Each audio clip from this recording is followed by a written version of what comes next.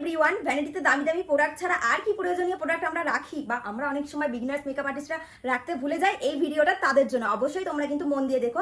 আর হ্যাঁ, এর আগেও কিন্তু পার্ট 1 আর পার্ট 2 কিন্তু অলরেডি ভিডিও আপলোড হয়ে গেছে, তোমরা সেটা দেখো। আজ হচ্ছে পার্ট 3। পার্ট 3তে আমি শেষ বলবো যে কি কি দরকার, কি কি ভ্যানিটিতে অ্যাড করা দরকার, সেটাই তোমাদের সঙ্গে আজকে শেয়ার করি।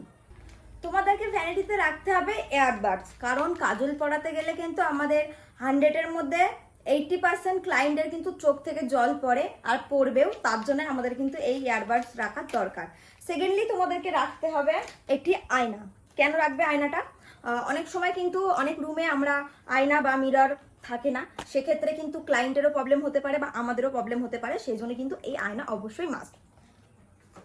থার্ডলি রাখতে হবে তোমাদেরকে এরকম একটি নর্মাল স্প্রে বোতল। এটা আমার একটা স্যানিটাইজারের বোতল, এটাতে আমি জল ভরে রেখেছি। দেখো জল কেন লাগবে এটা আমি সেটাও তোমাদেরকে বলে রাখি। মেনলি এটা লাগবে হচ্ছে কলকা করার সময়, কলকা ব্রাশ বা সবসময় আমাদের বাটি নিয়ে যাওয়া পসিবল হয় না, বা ক্লায়েন্টের কাছে সবসময় জল চাওয়াটাও আমাদের কাছে পসিবল হয় না, কারণ ওনারা অনেক সময় অনেক মেনুতে গিয়ে হচ্ছে কি রেডি হয়। তো সেক্ষেত্রে আমাদেরকে এর মধ্যে জল ভরে রাখবো, রেখে আমাদের তুলি ধোয়া বা জল নিয়ে কাজ করতে সুবিধা হবে স্প্রে বোতলটা দিয়ে।